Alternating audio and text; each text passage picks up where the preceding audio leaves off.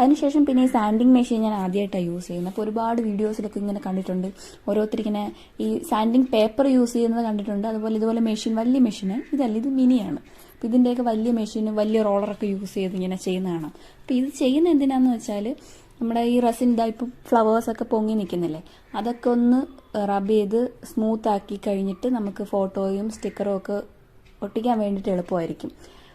നല്ല ഗ്ലേസിങ് കിട്ടും, നല്ല സ്മൂത്ത് ഫിനിഷിംഗ് ആയിട്ട് കിട്ടും.